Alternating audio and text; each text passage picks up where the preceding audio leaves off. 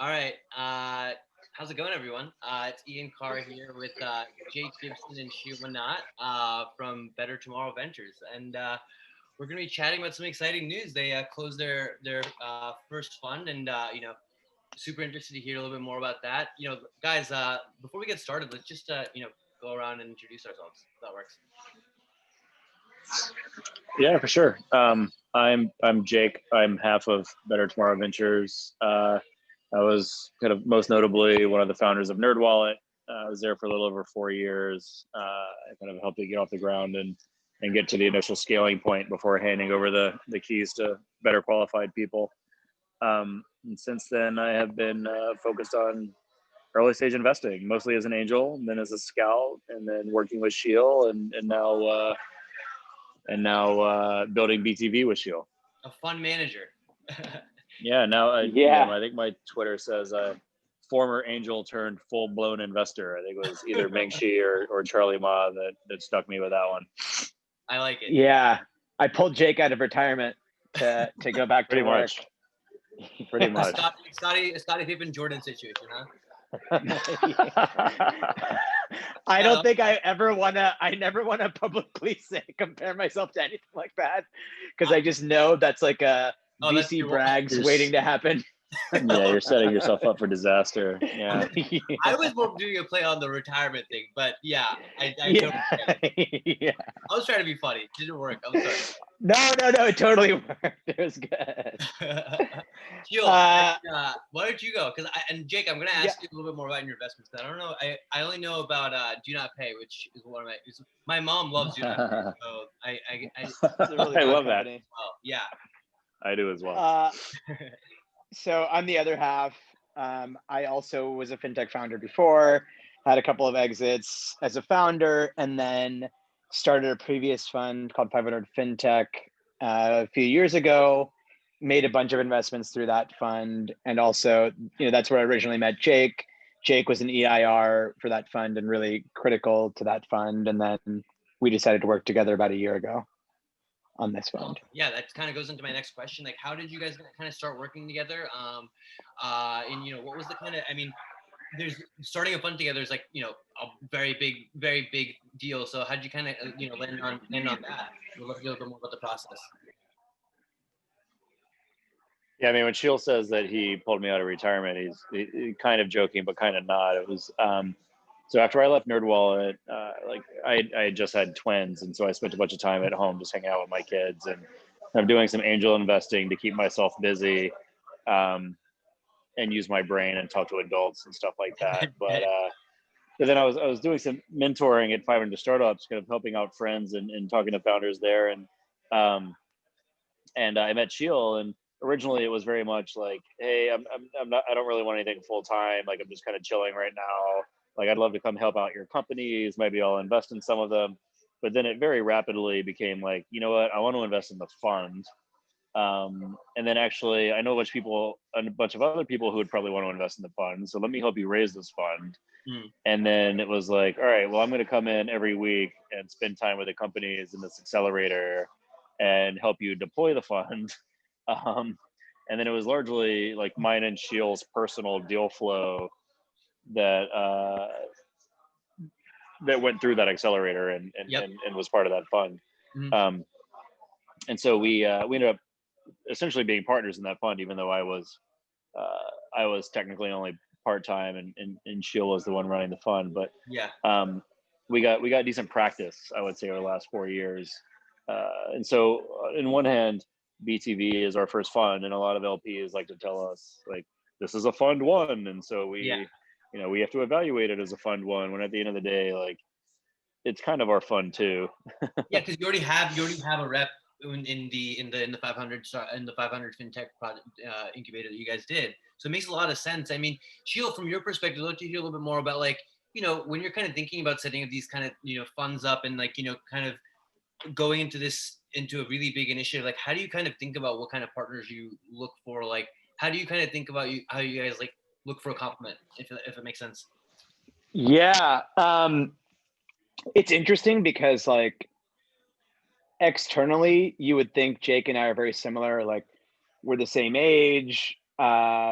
we literally, we have we are literally yeah the same age. literally we're one day apart in age. April That's so 7th and funny. April 8th, 1982. So joint BTV birthday party is what you're saying. Yeah, exactly. Yeah, We'll have to have a big party for it. Maybe, actually, hopefully, pre-COVID, we did celebrate our birthdays together. We would go that's true. feed homeless people in at Civic Center. Oh wow. Yep. So we have a lot of similarities, which makes it great because like I think we have different skill sets, but we kind of know where each other excels. Yeah. But also like we can work collaboratively on our companies. Like all of our companies we work on together. It's Mhm. not like I think at some other funds, like if you're working with that fund, really you're just working with the one partner. Individual But person. for Yeah. us, like, one of us will often be the lead, but really like we both are supportive in every case, and we're both like responding, we're both making intros, all that kind of stuff. So that's been really good. I'd say like where we're different is I think like I'm a disaster operationally, and and I'm laughing because, bro, I swear to God, I literally say that to myself like at least once a week. Julie knows this in my heart now, but yeah. yeah. Feels good to And be appreciated. And Jake's so good at it that like I don't know where we'd be without Jake. Keeping everything on time. Yeah. So it's been really great to have that. It's And then I funny think because you can go back like basically a decade, and if you look at any of my 360 feedback, you call any of my references, you do any of that, and like the first thing they will all say, and maybe like the only positive thing they will all say, is if Jake says he's going to do something, you just assume it's going to get done.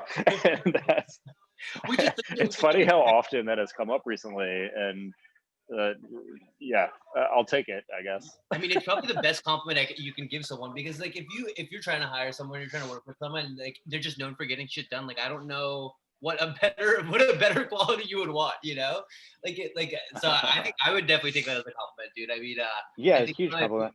one of my biggest criticisms, and this comes back from my mother, is like, you could probably be a little bit more disciplined and like have a little bit more. I think I got that lecture this morning actually. So Classic. well, okay, so I'm gonna move on to the next question. I'm sure we could talk about this stuff for hours, but so the thesis for the Better Tomorrow in general, like what is the thesis? Have you been seeing a lot of validation around it? I'd love to hear a little more about how you guys are thinking about it. Yeah, so we started thinking about this quite a while ago. So now it's been like, last summer, so over a year ago. Mhm. And our thesis and tagline was everything is fintech. Yeah. And a lot of Not it even was was. around. It still is. It's still- We own that now. Yeah, We trademarked it is. It still is. But what I think we couldn't have expected is how much other folks also believe in that thesis today. It Mhm. really wasn't the case. It's kind of weird. I mean, you know this, Ian, but like Never been the case, it yeah. wasn't as big of a thing back then, but now like literally everyone has written about it. It's like everyone's thesis, and That's like meme everyone now. will just It's drop basically a like meme. $20 million on any company in the space Yeah. of embedded finance. So but we're still really big believers in that theme. But overall, I would say we've always been investing in companies that other people thought were not necessarily fintech companies. Yeah. And so that goes back, several years when we invested in the seed round of Flexport. It's a Flexport is a customs logistics company, and a lot of people will say, "Well, where's the fintech there? It looks like a vertical SaaS company." And it's really interesting. yeah, exactly, Ian. Yeah. So yeah, you know it. It's like there's working capital, there's insurance, there's a bunch of different avenues.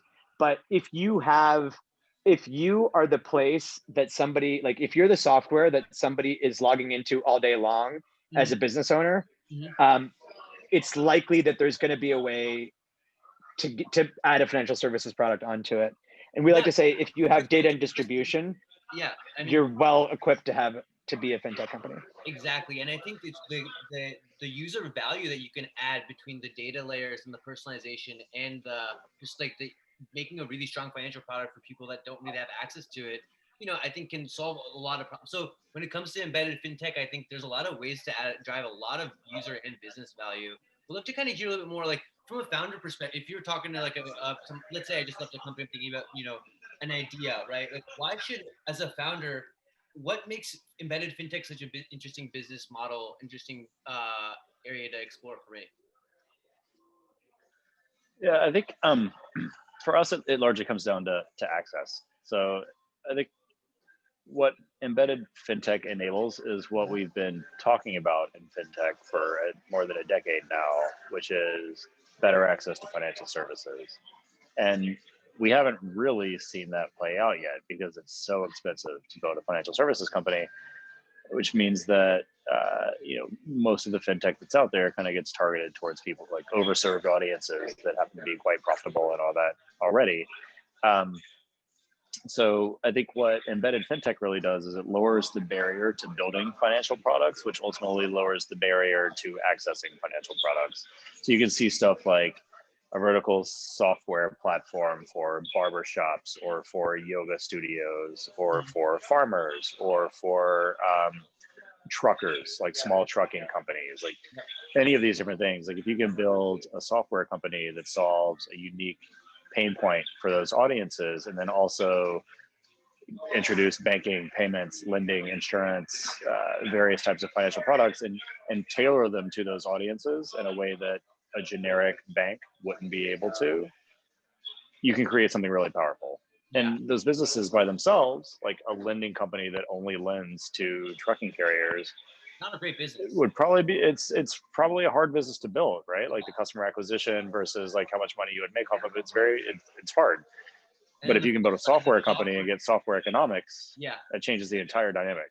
And I think in and of itself, individually, like you kind of hit on that, you just explained it, but like individually, these businesses are like pretty standard, but like not that interesting. I think if you combine them, there's a lot of you can unlock a lot of value, I think, right? Exactly.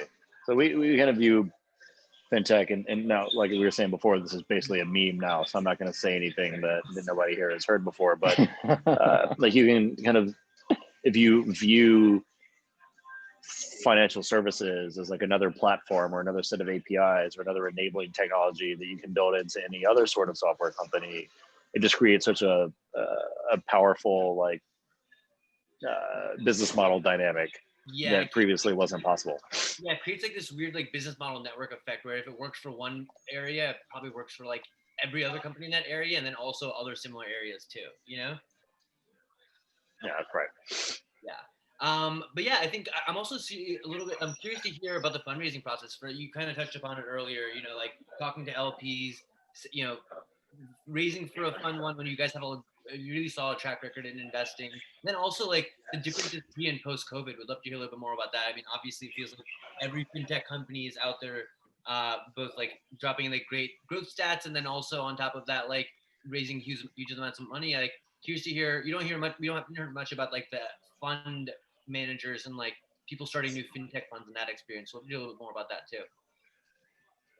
Yeah, sure. So we started about a year ago, and I'd say like pre-COVID, I'd say there were three phases. There was pre-COVID, like the first 2.5 months of COVID, and then after that, before, it was like getting our ducks in a row. We got a bunch of folks like friendlies, people who invested in our fund before to invest, and that was like relatively easy to get because there are a bunch of people in the fintech world who know us well and were willing to write that check. So we did a first close relatively quickly. Then we had to convince all these like institutions. So you go out to all these fund of funds, et cetera, and you try to pitch them your story. But what everybody told us was they need to hear about you for like several months before they're going to make any action. So that ended up being the case. So initially a bunch of them were just like, like just stay in touch sort of thing. Once we did our first close, which was close to $20 million, and it was a bunch of like fintech insiders, like founders of successful fintech companies mostly. These other funds at least knew that we were legit and started to take us seriously. But then, and we were going to do another close at the end of March. And then obviously everything Yeah. went to shit. That's, And like that's tough timing. it was really bad. We were like, oh shit, do we have a fund sort of situation? Yeah. Yeah, like And I then distinctly remember we sent out our LP update mid-March, so it was like the Q1 LP update that would have normally gone out at like the end of April or something went out mid-March because we were What's like, crazy? Julie, the first person who's worked at Fintech today, besides me, started the week of quarantine. So I had like a mini panic attack. So Yeah. crazy. It was definitely a crazy time. But yeah, I can't imagine that. Like, so what happened? I didn't mean to cut you guys off. oh, no worries. And then things got really easy actually. Like afterwards, everybody came back. I think like the markets were doing well. Yeah, Fintech has been doing well. I think we were seen as like a very credible team in the fintech space. We have a great track record. And so, a lot of folks were willing to make that bet. And in the end, we were in a position that I never would have dreamed we'd be in several months ago, which was like we turned down money. yeah. And so it was pretty nice to be in that position when, a mere few months ago we were begging for money. Yeah. Yeah, we were like sending out an update telling people like, okay, well, we're only going to end up raising $30 million, so here's how we're going to invest it. After we told you we were going to raise 60, and then yeah, just a few short months later, we were like, well, holy shit, we're oversubscribed and we're turning away money.